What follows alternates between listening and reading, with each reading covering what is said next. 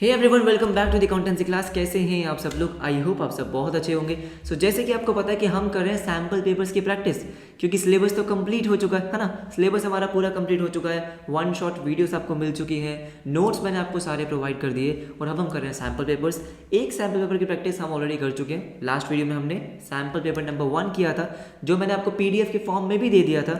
Telegram group अगर आपने join नहीं किया तो आप कर सकते हो, वहाँ पे मैंने सारे नोट्स शेयर कर रखे हैं। और जो हमारी एप्लीकेशन है अव्युक्त, वहाँ पे भी मैंने सारे नोट्स, सारी PDF, सारे सैम्पल पेपर्स अपलोड कर रखे हैं। आप एप्लीकेशन डाउनलोड कर सकते हो, वहाँ से आपको सारे नोट्स मिल जाएंगे। राइट। आज हम क्या करने वाले हैं? आज हम करने वाले हैं सैम्पल पेपर नंबर 2। तो देर किस बात की, फटाफट से आज की क्लास शुरू करते हैं। ओके, सो क्वेश्चन नंबर 1 हमारा क्या है? देखो, give any 2 differences between bills of exchange and promissory note. मैंने आपको पहले भी बताया कि बिल्स ऑफ एक्सचेंज से ये जो क्वेश्चन है उसके बहुत ज़्यादा चांसेस हैं आपके एग्जाम में आने के। बिल्स ऑफ एक्सचेंज और प्रॉमिसरी नोट का डिफरेंस आपको पता होना चाहिए। 2 मार्क का क्वेश्चन है, तो कम से कम आपको 2 डिफरेंसेस लिखने हैं। 3 लिख दोगे तो भी कोई गलत बात नहीं होगी। राइट। 2 डिफरेंसेस कम से कम आपको लिख कर आने। देखो, बिल्स ऑफ एक्सचेंज क्या है? बिल्स ऑफ एक्सचेंज एक अनकंडीशनल ऑर्डर होता है। प्रॉमिसरी नोट एक अनकंडीशनल अंडरटेकिंग है, एक अनकंडीशनल प्रॉमिस है। बिल्स ऑफ एक्सचेंज में 3 पार्टीज होती है, प्रॉमिसरी नोट में 2 पार्टीज होती है। तो बहुत सारे डिफरेंसेस मैंने आपको कराए हुए हैं, नोट्स में मेंशन्ड है। आपको उनको आराम से पढ़ना है, आपको समझ में आ जाएगा, याद हो जाएंगे, बस एग्जाम में लिखाना। अब देखो क्वेश्चन नंबर 2 क्या है। क्वेश्चन नंबर 2 है, ए ओ टू बी ₹10,000, मतलब ए ने बी को 10,000 रुपीज देने हैं। He gave a bill for the same on 12th April 2021, payable after 3 months. एक बिल दिया, ठीक है। Immediately after receiving the bill, B कौन है यहाँ पे? B है यहाँ पे ड्रॉअर, जिसने बिल बनाया था। B endorsed it to C in payment of his debt. B ने वो बिल किसको दे दिया? C को दे दिया, ठीक है। On 12th of May, C discounted the bill at 12% per annum. C ने क्या किया? C के पास बिल है, C ने वो बिल डिस्काउंट करा दिया। The bill is dishonored. Oh ho. On due date and noting charges was ₹500. आपको B और C की बुक्स बनानी है। A की बुक्स बनाने के लिए कहा ही नहीं गया है। आपको क्या करना है? आपको B की बुक्स बनानी है और आपको C की बुक्स बनानी है। तो फटाफट से हम क्या करते हैं, पहले हम B की बुक्स बनाएंगे। बिग बुक्स ऑफ बी कौन है आपका? बी आपका ड्रॉअर है, जिसने गुड्स सेल करे थे। राइट। और सी कौन है? सी वो है जिसको बिल एंडोर्स किया गया था, मतलब एंडोर्सी। करेक्ट है। देखो, सबसे पहले आप किस चीज की एंट्री करोगे? यहाँ पे आपको गुड्स सेल कब हुए हैं, गुड्स सेल की कोई ट्रांजैक्शन के बारे में नहीं बताया गया। सिंपली क्या लिखा था? ए ओ टू बी ₹10,000। तो वहीं से क्वेश्चन शुरू हुआ है। तो पहली एंट्री जो आप 12th ऑफ अप्रैल को करोगे, 12th अप्रैल 2021, किस चीज की करोगे? जब उसको बिल रिसीव हो गया है, ए ने एक्सेप्ट करके आपको बिल दे दिया है, तब आप उसकी एंट्री रिकॉर्ड करोगे। बी को बिल रिसीव हुआ, क्या एंट्री करोगे? Bills receivable account debit. Bills receivable account debit किससे मिला है? ए से मिला है, ठीक है। कितने का बिल है? 10,000 रुपीज का। नरेशन आप जरूर से लिखना, मैं यहाँ पे नहीं लिख रहा हूँ, लेकिन प्लीज आप लिख लेना ध्यान से एग्जाम में, ठीक है। सेकेंड एंट्री आप क्या करोगे? सेकेंड एंट्री इमीडिएटली, मतलब उसी दिन 12th ऑफ अप्रैल 2021 को ही क्या किया बी ने? बी ने उस बिल को एंडोर्स कर दिया सी को, ठीक है। तो आप क्या एंट्री करोगे? सी डेबिट टू बिल्स रिसीवेबल। सी को बिल एंडोर्स कर दिया, तो सी कौन था? बी के लिए सी कौन था? क्रेडिटर, हाँ या ना? तो क्रेडिटर खत्म हो गया, इसलिए आपने सी को डेबिट किया, और क्योंकि आपने अपना बिल दे दिया तो बिल को आपने क्रेडिट कर दिया। कितने का? 10,000 रुपीज का, ठीक है। चलो जी, इसका काम तो खत्म हो गया था। इसको लगा मैंने बिल दे दिया, उसको पैसे मिल जाएंगे, बात खत्म। लेकिन लेकिन लेकिन हुआ क्या? हुआ ये कि बिल लास्ट में डिसऑनर हो गया, ठीक है। अब सबसे पहले आपको क्या निकालना पड़ेगा कि कौन सी डेट को डिसऑनर हुआ है। अगर आप ध्यान से देखो, बिल कितने मंथ का? 3 मंथ का, ठीक है। बिल आया कब था? 12th ऑफ अप्रैल को, ठीक है। 12th ऑफ अप्रैल से तो मतलब मई, जून, जुलाई। 12th ऑफ जुलाई को एक्सपायर हो जाएगा। 3 डेज आपको ऐड करने हैं, 13th, 14th, 15th। So 15th of July को ये बिल हो गया डिसऑनर, 15th जुलाई 2021। अब ध्यान से देखो एंट्री क्या होगी। एंट्री क्या होगी? बी दोबारा से ए को अपना क्या बनाएगा? डेटर। बी दोबारा से ए को क्या बना लेगा? डेटर। अब उसने पैसे दोबारा से लेने हैं, कितने लेने हैं वो देखो। ए को वो डेबिट कर देगा। अब वो ए से कितने पैसे लेगा? 10,000 तो बिल के और 500 रुपीज नोटिंग चार्जेस के, मतलब 10,500। और उसको ये 10,500 देने किसको है? बी ने 10,500 अब देने हैं सी को दोबारा से 10,500। क्योंकि बिल डिसऑनर हो गया तो सी को 10,500 मिलेंगे, 500 रुपए नोटिंग चार्जेस के और 10,000 बिल के, और देगा कौन? ए। क्लियर हो गया? इसने ये एंट्री कर दी, ठीक है। अब आते हैं फटाफट से किसकी बुक्स पे, सी की बुक्स पे। देखो क्या होगा। अब हुआ क्या, सी की बुक्स अगर मैं बनाऊंगा, सी की बुक्स में जर्नल एंट्री क्या होगी, सबसे पहले 12 अप्रैल को इसको बिल मिला था, 12 अप्रैल को बिल मिला, किससे मिला, बी से। तो क्या एंट्री करेगा, बिल मिला है तो बिल्स रिसीवेबल अकाउंट डेबिट। बहुत सिंपल सा क्वेश्चन है, बिल्स रिसीवेबल अकाउंट डेबिट किससे मिला, बी से, ठीक है। कितने का, 10,000 का। और इन भाई साहब ने क्या किया है, इन भाई साहब ने 12 मई को, 12 मई 2021, 12 मई 2021 को बिल डिस्काउंट कराया। देखो देखो लिखा हुआ है, बिल्कुल लिखा हुआ है, मैं खुद से नहीं बोल रहा हूँ, ये देखो 12 मई को सी ने बिल डिस्काउंट कराया 12% पर एनम पे। तो आपको पहले क्या निकालने होंगे, डिस्काउंटिंग चार्जेस। तो पहले तो आप डिस्काउंटिंग चार्जेस निकालोगे, रफ में वर्किंग नोट बना लोगे, मैं यहाँ पे बनाता हूँ, ठीक है। कैसे निकालेंगे, 10,000 रुपीज़ का बिल था, बिल्कुल सही। कितना डिस्काउंटिंग है, 12%। डिस्काउंटिंग रेट कितना है आपका, 12% पर एनम, 12%। लेकिन कितने महीने के लिए लगेगा, तो यहाँ पे आप कितना टाइम पीरियड लेते हो, जितने महीने पहले आपने बैंक से पैसे ले लिए। 12 मई को पैसे ले लिए, हाँ या ना। एक्सपायरी कब थी, 12 जुलाई को, तो मतलब 2 महीने पहले पैसे ले लिए। तो हम क्या लिखेंगे, 2/12, 2/12, ये यहाँ से कट गया, ठीक है। ये आपका कितना आ जाएगा, ये आपका आ रहा है 200 रुपीज़। तो डिस्काउंटिंग चार्जेस आपके आ गए 200 रुपीज़, ठीक है। तो सी को कितने पैसे मिले होंगे दोस्तों, अगर आप बताओ मुझे, कितने पैसे सी को मिलेंगे।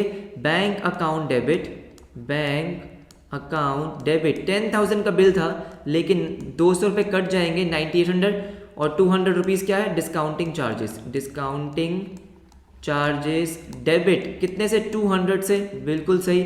और पैसे क्यों मिले, क्योंकि इसने बिल दे दिया, मतलब बिल्स रिसीवेबल कितने का, 10,000 रुपीज़ का। चलो जी ठीक है, राइट। सो 12 मई को इसने तो पैसे बैंक से ले लिए और ये शांति से बैठ गया कि अब तो क्या होगा, जब मैच्योरिटी आएगी तो जो ए है वो पैसे दे देगा किसको, बैंक को। लेकिन ए ने पैसे नहीं दिए, ए ने बिल डिसऑनर कर दिया। तो डिसऑनर की एंट्री कब करेगा, ये 15 जुलाई को, 15 जुलाई 2021, ठीक है। तो सबसे पहले 15 जुलाई को इसको पैसे देने होंगे बैंक को, टू बैंक अकाउंट। कितने, 10,000, तो कितने देगा, 10,000 बिल के, 500 नोटिंग चार्जेस भी दिए होंगे इसने। तो बैंक अकाउंट कितने से कट होगा, 10,500 से। और ये 10,500 जो सी है किससे लेगा, अब बी से।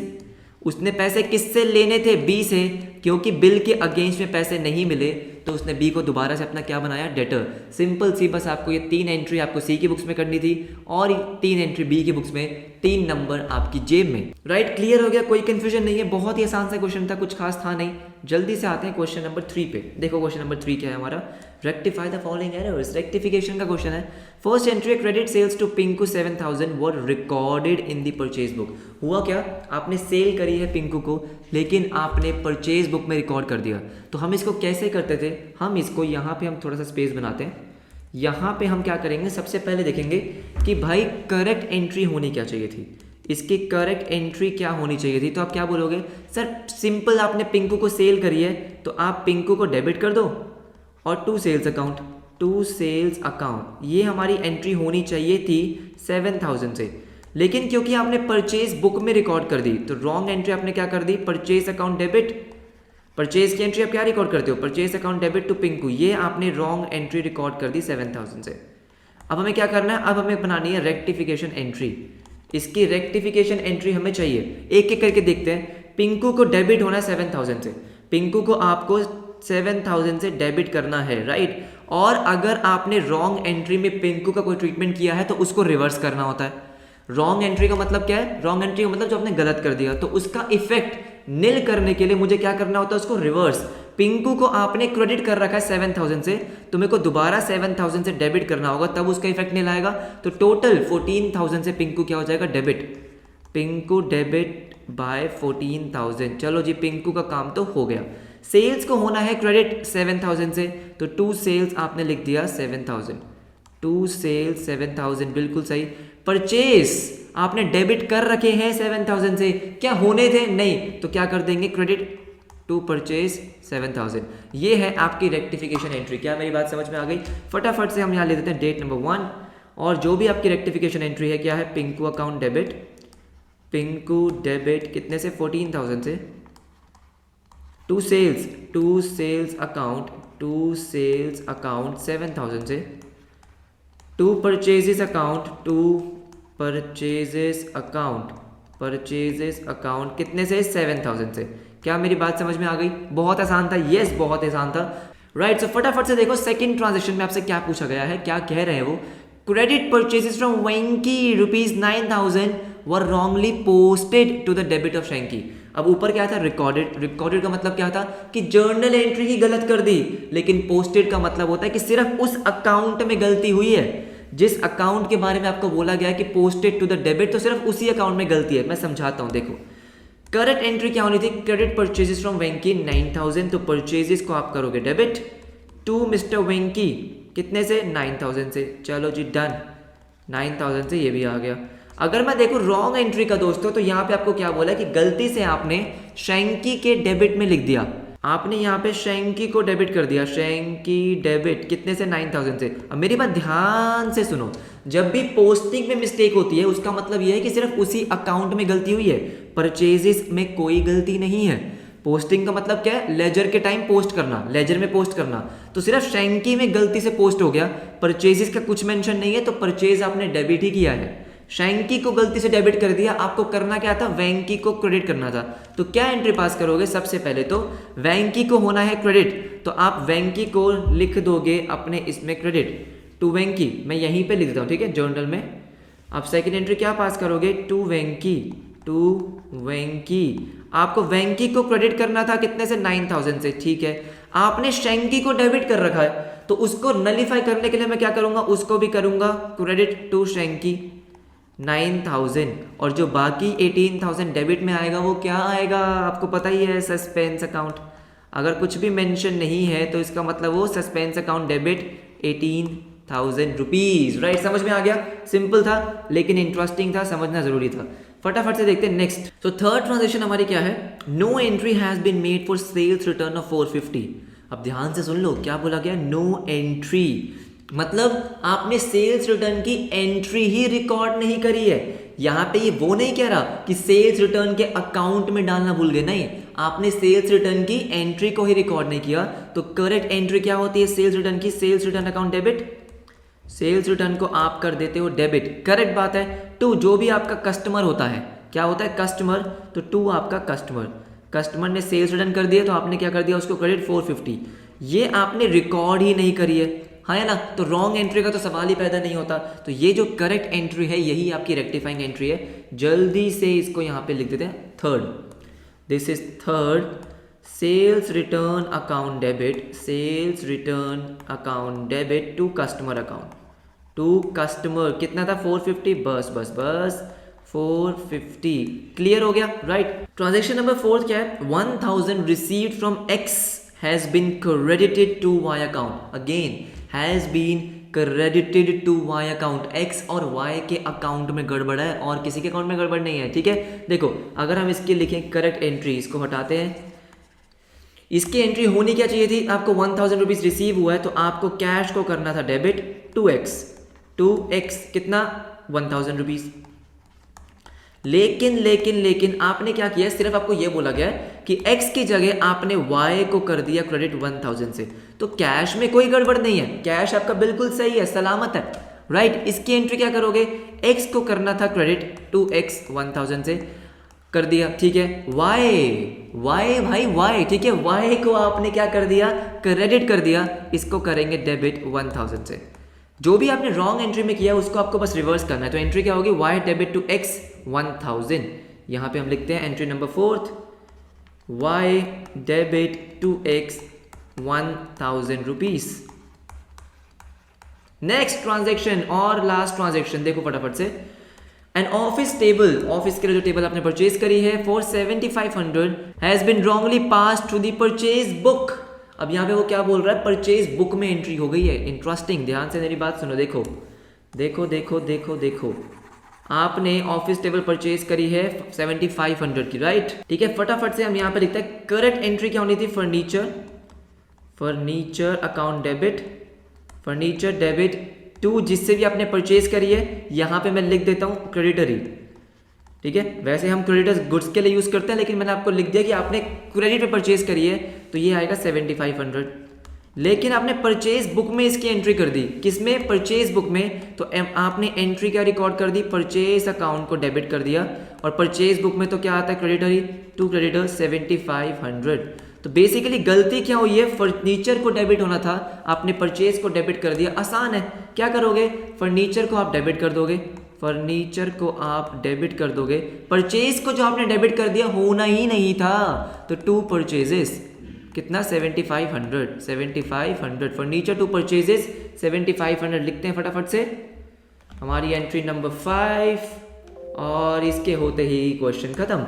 Fifth entry furniture debit, furniture account debit to purchases 7500। Question खत्म, 5 नंबर आपके जेब में, राइट। आसान था, रेक्टिफिकेशन बिल्कुल भी मुश्किल नहीं है, क्लियर है। फटाफट से देखते हैं क्वेश्चन नंबर 4। देखो क्वेश्चन नंबर 4 देखो, from the following information calculate the gross profit and COGS। Sales दे रखी है 5 लाख की और GP है 25% ऑन कॉस्ट। सिंपल क्वेश्चंस हैं, फर्स्ट सैंपल पेपर में भी एक ऐसा क्वेश्चन था, राइट। अब क्वेश्चन आना ही ऐसा है तो इसी की प्रैक्टिस करेंगे। देखो GP आपको दे रखा है 25% ऑन कॉस्ट, और कॉस्ट आपके पास है नहीं, हाँ या ना, कॉस्ट तो है नहीं।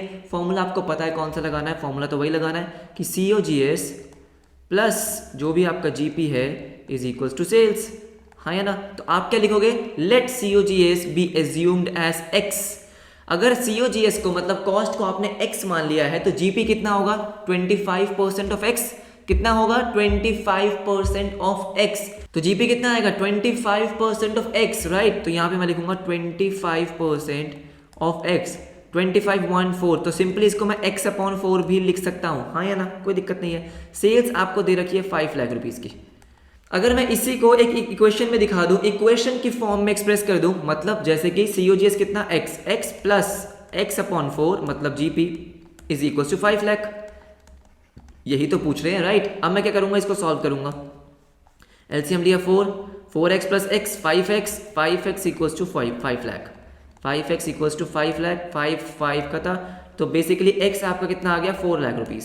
तो आपकी कॉस्ट कितनी है, this is x equals to cost है आपकी 4 lakh rupees, right, simple, right.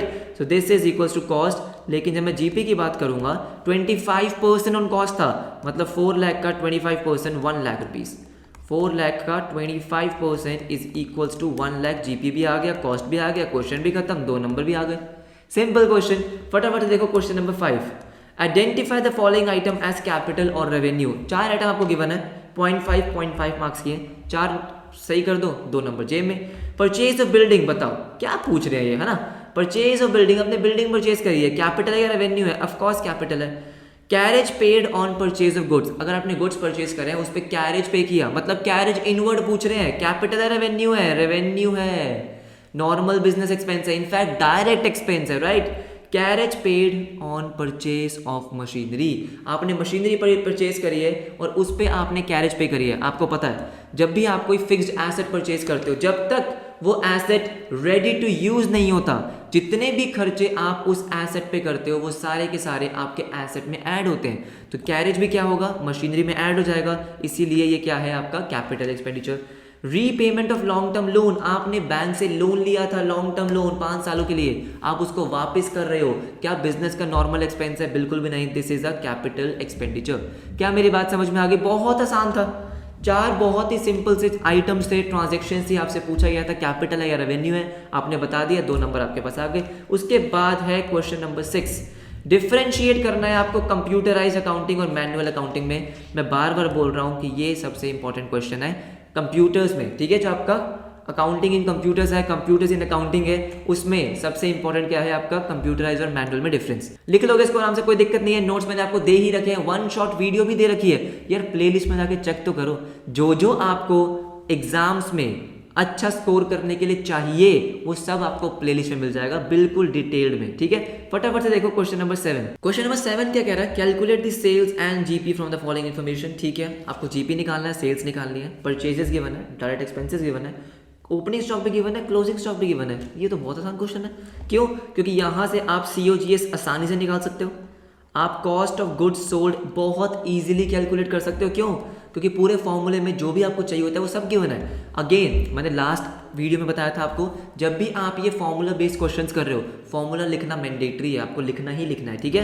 तो फॉर्मूला हम भी लिखते हैं, देखो फटाफट से। फॉर्मूला क्या होता है आपका, opening stock plus purchases plus आपका परचेजेस मतलब net purchases plus direct expenses minus closing stock. Short form मैं यूज़ कर सकता हूँ, आप बिल्कुल भी नहीं कर सकते हो, ठीक है। ओपनिंग स्टॉक भी आपको गिवन है कितने का, 8,000 रुपीज़ का। परचेजेस भी आपको गिवन है, वाह वाह वाह, 40,000 रुपीज़ की। डायरेक्ट एक्सपेंस आपको दे दिए 4,500 के और क्लोजिंग स्टॉक 7,500 का दे दिया, ठीक है। कितना आएगा ये, 45,000। दिस विल बी 45,000, यस और नो, क्लियर है। अब सीओजीएस आपके पास आ चुका है, आपसे बोला जीपी इज 20% ऑन कॉस्ट, तो क्या आप जीपी नहीं निकाल सकते? क्या बात कर रहे हो सर, आसानी से निकाल सकते हैं। जीपी कैसे निकालोगे, 20% बोला है, 20% ऑफ कॉस्ट मतलब 45,000, तो दिस विल बी 9,000, बिल्कुल सही। अब आपके पास जीपी है, आपके पास कॉस्ट है, क्या आप सेल्स नहीं निकाल सकते? क्या बात कर रहे हो, आसानी से निकाल सकते हो। सेल्स का फॉर्मूला क्या है, sales is equals to COGS plus GP, correct. COGS कितना है 45,000 और जीपी कितना है 9,000, 54,000 इज योर सेल्स। क्या मेरी बात समझ में आ गई है? बहुत आसान क्वेश्चन था, correct. Okay, so question number 8 देखते हैं फटाफट से। देखो क्वेश्चन नंबर 8 में आपसे क्या पूछा गया, calculate the operating profit. Okay, from the following information, आपको एक टेबल दे रखी है जिसमें आपको नेट प्रॉफिट दिया है और बहुत सारी आइटम्स गिवन है। तो आपको ये तो समझ में आ गया कि आपको जो ऑपरेटिंग प्रॉफिट निकालना है वो नेट प्रॉफिट से निकालना है, मतलब नेट प्रॉफिट को यूज करके निकालना है। तो नेट प्रॉफिट और ऑपरेटिंग प्रॉफिट वाला जो फॉर्मूला था वो क्या था, देखो, net profit is equals to, net profit कैसे निकालते हो आपके पास अगर ऑपरेटिंग प्रॉफिट होता है, is equals to operating profit में से आप सारी नॉन ऑपरेटिंग वाली आइटम्स मतलब नॉन ऑपरेटिंग वाले एक्सपेंसेस को माइनस करते हो, माइनस नॉन ऑपरेटिंग एक्सपेंसेस, और अगर कोई नॉन ऑपरेटिंग इनकम है तो उसको ऐड करते हो। तो ये फॉर्मूला है जिसमें नेट प्रॉफिट और ऑपरेटिंग प्रॉफिट कनेक्टेड होते हैं। Non operating income, correct, non operating income, right, ठीक है। ध्यान से मेरी बात सुनो, ध्यान से। नेट प्रॉफिट आपको गिवन है, बिल्कुल गिवन है। ऑपरेटिंग प्रॉफिट आपको निकालना है, नॉन ऑपरेटिंग एक्सपेंसेस आप निकाल लोगे, आपको इन्फॉर्मेशन गिवन है, नॉन ऑपरेटिंग इनकम भी आप निकाल लोगे, ठीक है। तो ध्यान से मेरी बात सुनो अब, कि अगर मैं इस फॉर्मूले को ऐसे लिख दूं कि operating profit is equals to, ठीक है, net profit plus non operating expenses minus non operating income, तो क्या ये गलत होगा? बिल्कुल भी नहीं। सिंपल, बस मैंने क्या किया है, मैंने बेसिकली आइटम्स को यहां से वहां किया है, इसलिए उसके साइंस चेंज हो गए, इनकम, राइट। तो नेट प्रॉफिट आपको पता है, जो मुझे सबसे पहली चीज निकालनी है that is non operating expenses. तो यहां हम लिख लेते हैं नॉन ऑपरेटिंग एक्सपेंसेस। कौन कौन से हैं यहाँ पे नॉन ऑपरेटिंग, देखो फटाफट से। सबसे पहला आपका है डिविडेंड रिसीव्ड। क्या dividend receive non operating expense है? नहीं, this is non operating income.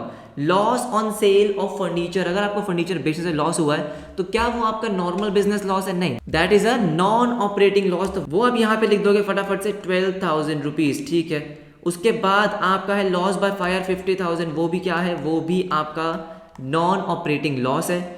उसके बाद सैलरीज 1,20,000 की, क्या ये आप कंसीडर करोगे? नहीं, क्योंकि ये ऑपरेटिंग एक्सपेंस है। ऑपरेटिंग एक्सपेंस क्या कहीं भी फॉर्मूले में आया? नहीं आया, वो हमें चाहिए ही नहीं, ठीक है। उसके बाद देखो क्या है, उसके बाद आपको दिया है interest on loan from bank से लोन लिया, उस पर आप इंटरेस्ट पे कर रहे हो, क्या आपका ऑपरेटिंग एक्सपेंस है, ऑपरेटिंग खर्चा है? नहीं, नॉन ऑपरेटिंग है, ऐड कर देंगे 10,000 रुपीज़।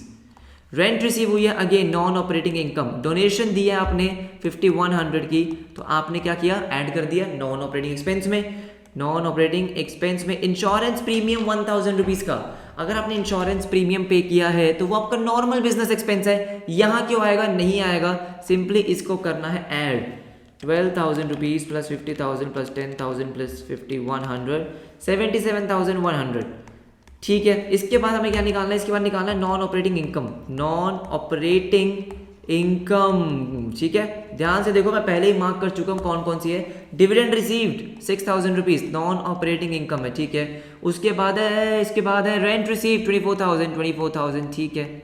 कितना आ गया ये? 30,000 रुपीज, बिल्कुल सही, राइट। अब जल्दी से हम निकाल लेंगे अपना ऑपरेटिंग प्रॉफिट, क्योंकि बहुत आसान है। अब operating profit is equals to, ठीक है, नेट प्रॉफिट आपको पता ही है। नेट प्रॉफिट कितना दे रखा है आपको? देखो जरा ऊपर करो इसको थोड़ा सा, 5 lakh rupees. Operating profit equals to net profit 5 lakh plus non operating expenses कितने थे? 77,100, माइनस नॉन ऑपरेटिंग इनकम 30,000, बिल्कुल सही, राइट। 5 लाख प्लस 77 माइनस 31, 5,47,100, ये आ गया आपका आंसर। क्या मुश्किल था? अरे मतलब ही नहीं मुश्किल हो, आसान था, वेरी इजी। फटाफट से नेक्स्ट क्वेश्चन देखो। Okay, question number 9, very interesting question, ध्यान से देखो। क्वेश्चन नंबर 9 क्या है? क्वेश्चन नंबर 9 बोल रहा है the following is the trial balance prepared by an inexperienced accountant, redraft it in the correct form and give necessary notes। तो question क्या बोल रहा है आपको कि जो ये आपको ट्रायल बैलेंस गिवन है ये किसी इनएक्सपीरियंस्ड अकाउंटेंट ने बनाया, तो गलतियां कर दी है। आप तो एक्सपर्ट हो, आपको आता है ट्रायल बैलेंस बनाना, तो बनाओ जरा, ठीक है। अब हम क्या करेंगे, फटाफट से मैं आपको बताऊंगा कि ये डेबिट साइड पे लिखना है, ये क्रेडिट साइड पे लिखना है, बहुत आसान है। कैश इन हैंड कहाँ लिखोगे? ट्रायल बैलेंस में, डेबिट साइड पे। Plant and machinery, debit side. Typewriter asset है, debit side. Opening stock, stock कहाँ आएगा? Debit side. Purchases again debit side, expense है। कैरेज इनवर्ड, खर्चा, डेबिट साइड। कैरेज आउटवर्ड, एक खर्चा तो है ही ना भाई, debit side. Sundry debtors, debit side. Bills payable, अरे ये कौन सी अकाउंट पढ़ रहा है? बिल्स पेबल को डेबिट साइड पे लिख दिया, क्या आएगा? क्रेडिट साइड पे आएगा, ठीक है। उसके बाद ये गलती होगी हमारी पहली, फर्स्ट मिस्टेक, इसको ठीक करेंगे, ठीक है करेंगे ठीक। रेंट पे, आपने रेंट पे किया, आपका एक्सपेंस है, डेबिट साइड। वेजेस, ठीक है। एडवर्टीजमेंट आपका खर्चा। डिस्काउंट रिसीव्ड, अरे बाबा आपको डिस्काउंट रिसीव हुआ है, आपकी इनकम है या नहीं है? बिल्कुल है, तो भाई क्रेडिट में लिखो ना इसको। तो दो गलती आपने ढूंढ ली है, ठीक है। बैंक ओवरड्राफ्ट एक लाइबिलिटी होती है क्रेडिट साइड पे, ठीक है। कैपिटल भी, अरे फिर गुडविल यहाँ लिख दिया। कहाँ लिखा है गुडविल को? क्रेडिट साइड पे लिखा है, आना कहाँ है? डेबिट साइड पे आना है भाई, गलती क्यों कर रहे हो यार, ठीक है, डेबिट साइड पे। क्रेडिटर्स क्या होते हैं? आपकी लाइबिलिटी सही लिखा है, सेल्स सही लिखा है। रिटर्न इनवर्ड, अच्छा जी, अब देखो रिटर्न इनवर्ड जो है, रिटर्न इनवर्ड का मतलब क्या हुआ? सेल्स रिटर्न, उसका डेबिट बैलेंस होता है। सेल्स और सेल्स रिटर्न हमेशा ऑपोजिट साइड पे आएंगे, सिंपल सी बात है। ड्रॉइंग्स क्रेडिट साइड पे लिखी है, ड्रॉइंग्स आपके कैपिटल के बैलेंस को कम करती है, हाँ या ना? तो जो भी आइटम आपके कैपिटल को कम करेगी तो वो डेबिट होगी, ड्रॉइंग्स डेबिट। इन्वेस्टमेंट एसेट है, डेबिट। कितनी गलतियां करते हैं रे बाबा, बहुत ही सिंपल सा क्वेश्चन था। आपको ट्रायल बैलेंस का फॉर्मेट बनाना है, क्योंकि ये फॉर्मेट भी गलत है, इन्होंने तो फॉर्मेट भी गलत बना दिया। ये तो अकाउंट का फॉर्मेट है भाई, ट्रायल बैलेंस का फॉर्मेट आपको पता ही है। सबसे पहले head of accounts, ledger folio, debit credit, खत्म। सिर्फ 4 कॉलम आपको लिखने हैं, वहाँ पे ही आइटम पोस्ट करोगे। अब होगा क्या, जब आप ये ट्रायल बैलेंस बना रहे होगे, ठीक है, आपको पता है ट्रायल बैलेंस में debit should be equals to credit. तो डेबिट साइड का जो टोटल आएगा, डेबिट साइड का जो टोटल आएगा वो मैं आपको बताता हूँ। देखो डेबिट साइड का टोटल आएगा 253,620, 253,620। जब आप ये इसको रीड्राफ्ट करोगे आपका टोटल कितना आना चाहिए? 253,620। लेकिन दोस्तों क्रेडिट साइड का जो टोटल आएगा वो आपका होगा 249,800। कितना होगा? 249। सर ऐसे कैसे हो सकता है भाई, डेबिट तो क्रेडिट के इक्वल होना चाहिए, हमने तो सब कुछ सही कर दिया, फिर भी मैच नहीं हो रहा, ऐसा क्यों? इसका मतलब क्या है? इसका मतलब कुछ गलतियां आपसे हुई है जो अभी तक आपने पकड़ी नहीं है ना? तो ट्रायल बैलेंस में जो भी आपकी बैलेंसिंग फिगर आ रही है, इसका और इसका अगर मैं बैलेंस निकालता हूँ 249,800 प्लस 253,620 का 3820 का जो बैलेंस आ रहा है क्रेडिट साइड पे, क्रेडिट साइड में 3820 कम आ रहे हैं। क्या लिखोगे? Suspense account. आपको पता है अगर ट्रायल बैलेंस मैच नहीं हो रहा और ट्रायल बैलेंस तक आपने कोई गलतियां नहीं निकाली है, तो जो डिफरेंस होता है वो कहाँ लिखते हैं? उसी साइड पे जिस साइड का टोटल कम है। तो सस्पेंस अकाउंट अब कहाँ लिखोगे? आप लिखोगे क्रेडिट साइड पे 3820, तब जाके आपका ट्रायल बैलेंस मैच होगा। समझ में आया? इसलिए मैंने आपको कहा था कि इंटरेस्टिंग क्वेश्चन है। क्लियर है? फटाफट से देखो next question. Okay, next question है explain any 3 elements of computer system. Computer system के 3 एलिमेंट, बहुत आसान आपको मैंने बताया। हार्डवेयर जो आपका सीपीयू, मॉनिटर, कीबोर्ड, ये सब कुछ होते हैं। सॉफ्टवेयर कंप्यूटर को रन करने के लिए, और थर्ड आपका होता है ह्यूमन वेयर, कौन ऑपरेट करेगा इस मशीन को, तो वो कौन है? Human where. 3 एलिमेंट्स नोट्स में आपको दे रखा है, समझाया भी हुआ है, आराम से आप अटेम्प्ट कर सकते हो। 11th क्वेश्चन जरा ध्यान से देखेंगे, ठीक है? 11th जबरदस्त क्वेश्चन है। Following is the extract of trial balance as on 31 March. आपको दे रखा है 10% लोन टुक ऑन 1 October 2020, ठीक है। 1,60,000 का बैलेंस आपको दिख रहा है 31 मार्च को। इंटरेस्ट ऑन लोन का भी बैलेंस आ रहा है डेबिट साइड पे 5,000। आपको बोला है 1 instalment of loan of ₹40,000 was received on 1 January 2021. Calculate the amount of outstanding interest to be provided. तो आपसे पूछ रहे हैं कि बता दो कि कितना आउटस्टैंडिंग इंटरेस्ट है। जबरदस्त क्वेश्चन है।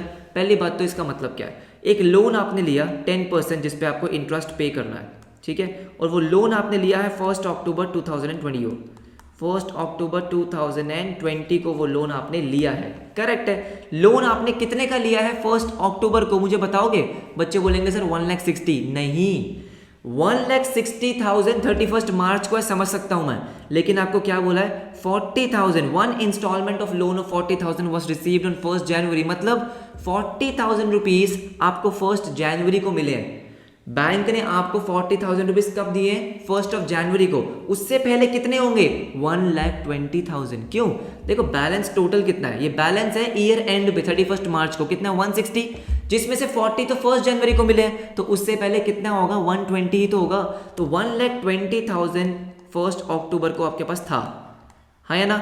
इस पे आपको इंटरेस्ट पे करना था, कितना इंटरेस्ट पे करना था 10% का, राइट। तो 1,20,000 कब तक था? 31 दिसंबर तक। उसके बाद तो 160 हो गया। 120 कब तक था? 120 31 दिसंबर, 1 अक्टूबर से 31 दिसंबर 3 महीने, तो 3/12, राइट। तो ये आपका आ रहा है 3,000 रुपीज। कितना आ रहा है? 3,000 रुपीज। इसके बाद अगर मैं बात करता हूं 1 जनवरी से लेके 31 मार्च तक, 31 मार्च 3 महीने, अब लोन का अमाउंट कितना हो चुका है 1,60,000। 120 40 आपको मिल गया 160, इस पे आपको 10% पे करना है again for next 3 months, right. तो 1,60,000 का 10% फॉर 3 मंथ्स, ये आपका कितना आता है? ये आपका आता है 4,000 रुपीज। कितना? 4,000। तो मुझे बात बताओ टोटल इंटरेस्ट आपको कितना पे करना था? टोटल इंटरेस्ट आपको पे करना था 7,000। कितना पे करना था? 7,000। लेकिन कितना बैलेंस ट्रायल बैलेंस में आ रहा है 5,000। इसका मतलब 2,000 क्या है आपका आउटस्टैंडिंग इंटरेस्ट। कितना है? 2,000 रुपीज आपका आउटस्टैंडिंग इंटरेस्ट है। 5,000 आप ऑलरेडी रिकॉर्ड कर चुके हो। रिकॉर्ड क्यों किया होगा? क्योंकि पे किया होगा, हाँ या ना? ठीक है। जो बाकी 2,000 जो आपने रिकॉर्ड ही नहीं किया, टोटल 7,000 है, 5,000 रिकॉर्ड हो गया, बच गया 2,000, वो आपने रिकॉर्ड ही नहीं किया। रिकॉर्ड नहीं किया तो क्या है? Outstanding interest. बात समझ में आ गई? क्लियर है? आपसे यही पूछा गया था कि आउटस्टैंडिंग इंटरेस्ट का अमाउंट हमें बता दो, हमने बता दिया। लो भाई 2,000 रुपीज है, क्लियर हो गया। अच्छा क्वेश्चन था। देखो next question, right. So next question आपका बाहुबली क्वेश्चन, राइट। देखो फटाफट से क्या है, following balances were extracted from the books of Vijay, right. ठीक है, ये आपको कुछ बैलेंसेस दे रखे हैं, आपको वही ट्रेडिंग इन P&L और बैलेंस शीट बनाना है, बना लोगे आप। क्या क्या एडजस्टमेंट्स है? पहली है क्लोजिंग स्टॉक दे रखा है आपको 2,30,000 का, क्लियर। ट्रेडिंग में क्रेडिट और बैलेंस शीट की एसेट साइड पे। फर्दर 1,800 बैड डेट्स, 1,800 के एडिशनल बैड डेट्स हो गए, और आपको 5% का प्रोविजन क्रिएट करना है। बहुत सारे क्वेश्चन हम ऐसे कर चुके हैं। डेप्रिशिएट 10% मशीनरी और 7,000 एज आउटस्टैंडिंग सैलरी। तो आपको क्या लग रहा है कि 4 एडजस्टमेंट दे रखी है? अब मेरी बात जरा ध्यान से सुन लो, यहाँ पे चारों एडजस्टमेंट बहुत आसान है, वो मुश्किल नहीं है, ठीक है। मुश्किल तो कुछ नहीं है, लेकिन इंपॉर्टेंट क्या है यहाँ पे, एक 10% लोन दे रखा है। क्या दे रखा है? 10% लोन आपको दे रखा है। 10% लोन क्रेडिट, ब्रैकेट में क्या लिखा है? क्रेडिट। इसका मतलब क्या है? ये आपकी लाइबिलिटी वाला लोन है, ये आपने लोन लिया है, ठीक है। क्रेडिट बैलेंस का मतलब क्या है? आपकी लाइबिलिटी है। 78,800। तो सर क्या हो गया? आसान है, बैलेंस शीट में लाइबिलिटी साइड पे दिखा देंगे। इंपॉर्टेंट वो नहीं है, इंपॉर्टेंट 10%। क्या इंपॉर्टेंट है? 10%। क्या पूरे के पूरे जो ये बैलेंसेस आपको दे रखे हैं, क्या कहीं भी इंटरेस्ट ऑन लोन अकाउंट आपको दिख रहा है? नहीं दिख रहा ना। इसका मतलब क्या है कि भाई 10% इंटरेस्ट जो आपको पे करना था वो अभी तक आपने रिकॉर्ड ही नहीं करा, आपने अभी तक रिकॉर्ड किया ही नहीं है। 78,800 पे 10% मतलब 7,880। इसका जो इंटरेस्ट आपको रिकॉर्ड करना चाहिए था आपने नहीं किया, पे नहीं किया होगा, कुछ भी होगा, तो ये क्या आपका आउटस्टैंडिंग इंटरेस्ट, इसकी एडजस्टमेंट आपको ध्यान रखनी है। बाकी सब बहुत आसान है, बहुत ज़्यादा आसान। क्लोजिंग स्टॉक में कुछ नहीं है। अगर मैं इसकी बात करता हूँ तो कितना अमाउंट आपके प्रॉफिट एंड लॉस अकाउंट में डेबिट होगा आप निकाल सकते हो। कैसे? क्या आपको पहले बैड डेट्स दे रखे हैं, राइट। बैड डेट्स आपको दे रखे हैं पुराने वाले 5,500, तो 5,500 के पुराने वाले बैड डेट, 1,800 के आपके नए वाले बैड डेट्स, ठीक है, प्लस न्यू प्रोविजन। प्रोविजन कितना चाहिए? 5% का। तो आपके डेटर्स कितने हैं? डेटर्स हैं 62,800, जिसमें से फर्दर बैड डेट आपके कितने हुए? 1,800 के, ठीक है। तो 61,000 पे आपको 5% का प्रोविजन चाहिए, मतलब 3,050, माइनस जो पुराना प्रोविजन आपने क्रिएट कर रखा है, मतलब 9,000। तो कितना अमाउंट आपको प्रॉफिट एंड लॉस अकाउंट में डेबिट करना है? 5,500 plus 1,800 plus 3,050 minus 9,000, 1,350। 1,350 profit and loss account में आप क्या कर दोगे? Debit, right. एक ट्रीटमेंट तो ये हो गया। दूसरा ट्रीटमेंट बैलेंस शीट में क्या होगा? डेटर्स में से बैड डेट्स को माइनस। कौन से bad debt? Further bad debts. और माइनस आपका ये न्यू प्रोविजन। ये हम ऐसे क्वेश्चन बहुत सारे कर चुके हैं, है ना, इजीली हो जाएगा। ठीक है, मशीनरी को डेप्रिशिएट करना है 10% से। मशीनरी आपको गिवन है, बिल्कुल गिवन है 93400 की, तो इसका 10% मतलब 9340 प्रॉफिट एंड लॉस अकाउंट में डेबिट और बैलेंस शीट में मशीनरी में से लेस करके दिखाओगे। राइट, लास्ट आपका क्या है, provide 7000 as outstanding salary. Salary है, आउटस्टैंडिंग है, simply profit and loss account में डेबिट, एक्सपेंस है, और आपकी लाइबिलिटी साइड पे आपको क्या दिखाना है, आउटस्टैंडिंग सैलरी 7000 की, सिंपल। और इसका आपको बता ही दिया मैंने, 7880 का 10% 7880, ये आपका इस साल का एक्सपेंस है, इंटरेस्ट ऑन लोन, यस और नो, एक्सपेंस है, प्रॉफिट एंड लॉस अकाउंट में डेबिट। दूसरा, क्योंकि आउटस्टैंडिंग है तो लाइबिलिटी में दिखाओगे, हाँ या ना, इसमें ऐड करके भी दिखा सकते हो या अलग से भी दिखा सकते हो, आपकी मर्जी है, बाकी सब बहुत आसान है। ठीक है, इसका आंसर मैं आपको बताता हूँ, सॉल्व करोगे आप ध्यान से, आंसर वो निकालोगे, डाउट होगा एप्लीकेशन पे पूछो या टेलीग्राम पे पूछो, आंसर आपको मिल जाएगा, देखो ध्यान से। राइट, तो इस क्वेश्चन में जो आपका ग्रॉस प्रॉफिट आना चाहिए, जो आपका आना चाहिए वो है 179600, और बहुत आसानी से आ जाएगा, कोई दिक्कत नहीं होगी।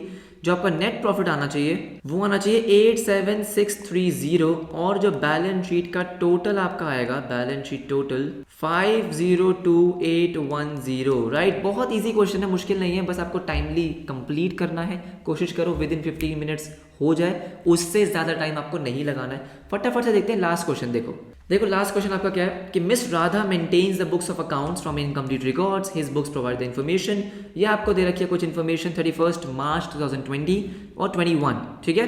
तो ये आपका हो गया बेसिकली ओपनिंग बैलेंस, और ये हो गया आपका क्लोजिंग बैलेंस। ये कुछ आपको इन्फॉर्मेशन गिवन है। एडजस्टमेंट्स में क्या है, she withdrew ₹300 per month for personal expenses. Drawings 36,000 की दे रखी है। Sold her investment of ₹16,000 at 2% premium. Premium का मतलब क्या है, 2% प्रॉफिट बेसिकली। 16,000 पे 2% ज़्यादा प्रॉफिट पे बेचा, ठीक है। And introduce that amount into business. जितने का भी वो इन्वेस्टमेंट बिकी है वो सारा का सारा एडिशनल कैपिटल में आ जाएगा, ठीक है। डेप्रिशिएट आपको करना है फर्नीचर 10% से, और 5% पे आपको प्रोविजन क्रिएट करना है। प्रॉफिट और लॉस आपसे निकालने के लिए बोला गया है। तो सबसे पहले हम क्या निकालेंगे, क्लोजिंग कैपिटल और ओपनिंग कैपिटल निकाल लोगे स्टेटमेंट ऑफ अफेयर से, और उसके बाद स्टेटमेंट ऑफ P&L बनाओगे। तो ये क्वेश्चन आपको कराता हूँ फटाफट से, देखो जल्दी। राइट, तो 1 अप्रैल 2020 मतलब जो आपको 31 मार्च 2020 के बैलेंसेस गिवन है वही 1 अप्रैल के होंगे, राइट।